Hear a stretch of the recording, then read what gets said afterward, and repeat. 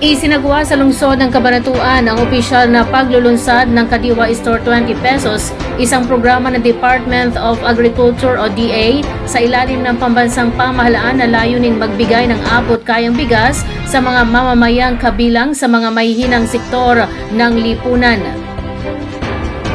Ang Kadiwa Store 20 pesos ay tumutukoy sa inisyatibang nagbebenta ng bigas sa halagang 20 pesos kada kilo sa mga piling Kadiwa stores at centers sa buong bansa. Layunin ng programa na makatulong sa pagsugpo sa problema ng seguridad sa pagkain at magbigay ng abot kayang pangunahing bilihin para sa mga senior citizen, persons with disabilities o PWDs, solo parents at 4Ps beneficiaries. Bahagi ng programa ang subsidiyo ng pamahalaan upang mapanatiling mababa ang presyo ng bigas at maging mas madaling maabot ng mga mamamayan. Sa Cabanatuan City, ang mga unang benepisyaryong kooperatiba ng programa ay ang Nueva Ecija Maunlad Pinas Agriculture Cooperative sa Barangay Di Carma at ang Viva Santo Niño Agriculture Cooperative sa Barangay Santo Niño. Sila ang natasang magpatakbo at mamahala sa kanilang Kadiwa Store 20 pesos outlets.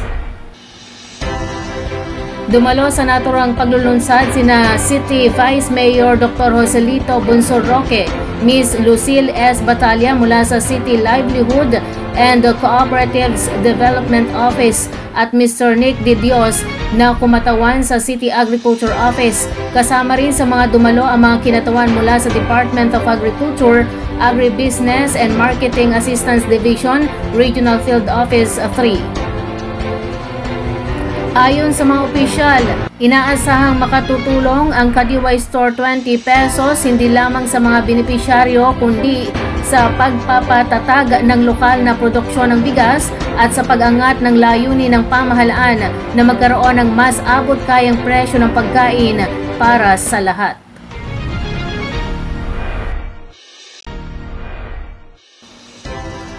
Itinaguyod ng DTI Nueva Ecija ang isang skills training on meat processing noong nakarang linggo sa Barangay San Mariano, Piñaranda, Nueva Ecija.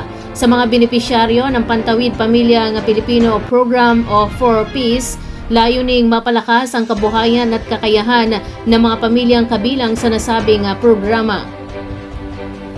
Ang nasabing aktibidad ay sinagawa sa pakikipagtulungan ng Department of Social Welfare and Development o DSWD at nilahukan ng mga miyembro ng 4Ps bilang mga pangunahing kalahok. Layunin ng pagsasanay na mabigyan ng dagdag kaalaman at kasanayan ang mga mamamayan upang makapagsimula ng sariling kabuhayan at magkaroon ng dagdag na pagkakakitaan para sa kanilang pamilya.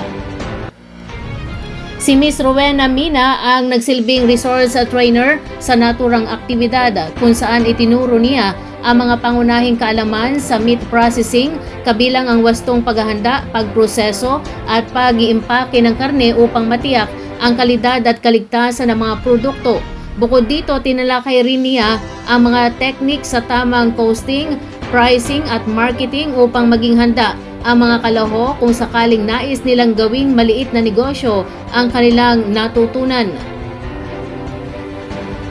Ayon sa DTI Nueva Ecija, ang naturang inisyatiba ay bahagi ng kanilang patuloy na programa sa paglinang ng lokal na kabuhayan sa mga komunidad.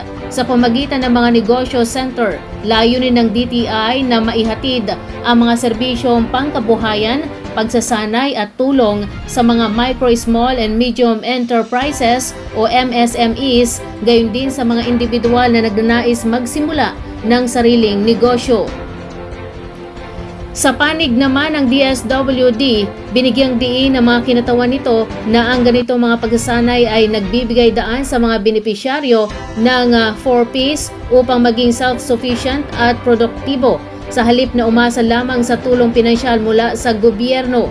Sa ganitong paraan, nagkakaroon sila ng oportunidad na mapaunlad ang kanilang kabuhayan at maisulong ang mas matatag na pamumuhay para sa kanilang pamilya.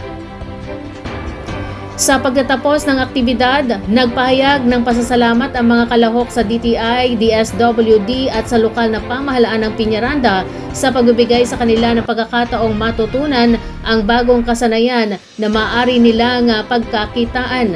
Ipinahayag din nila ang kanilang pagnanais na may pagpatuloy ang natutunan at makapagsimula ng maliit na negosyo sa hinaharap. Sa pamagitan ng mga ganitong proyekto, ipinapakita ng DTI at DSWD ang kanilang malasakit sa pagpapaunlad ng kabuhayan ng mga pamilyang Pilipino, lalo na yaong mga kabilang sa mga sektor na higit na nangangailangan ng tulong at oportunidad.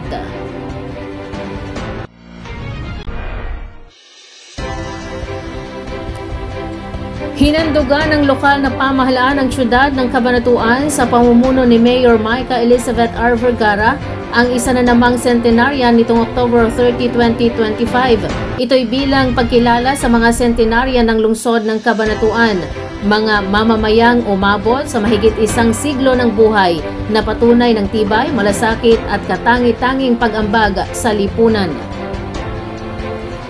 Pinangunahan ng City Social Welfare and Development Office o CSWDO sa pamumuno ni Ma'am Helen Bagasaw kasama ang kanyang mga masisipag na kawani ang pagkakaloob ng cash gift sa centenarian na si Ginang Dominga Alarilia Policarpio mula sa Barangay Pulilio. Ang naturang parangal ay pinagkaloob sa pamagitan ng pamahalang lungsod ng Cabanatuan, katuwang ang City Treasurer's Office at mga opisyal ng barangay. Bilang karagdagan, tatanggap din si Ginang Policarpio ng karagdagang insentibo mula sa pambansang pamahalaan bilang pagkilala sa kanyang ambag at inspirasyon sa komunidad. Matatandaan na nauna ng napagkalooban sina Marciana V. Tolentino mula sa Barangay MS Garcia, Lorenzo G. Santarina ng Barangay Solueta at Gregoria S. Marana ng Barangay Magsaysay Norte. Ayon kay Mayor Vergara, higit pa sa pinansyal na gantimpala, ang pagbibigay-pugay sa mga centenarian ay isang pagpapahalaga sa diwa ng kabayanihan at katatagan ng mga nakatatanda, mga haligi ng bawat pamilya at huwaran ng kabutihan sa lipunan. Sa pagpapatuloy ng ganitong programa, muling pinagtitibay ng pamahalang lungsod ng Cabanatuan na ang pinakamahalagang yaman ng lungsod ay ang kanyang mamamayan, lalo na ang mga nakatatandang patuloy na nagbibigay ng inspirasyon sa bawat henerasyon.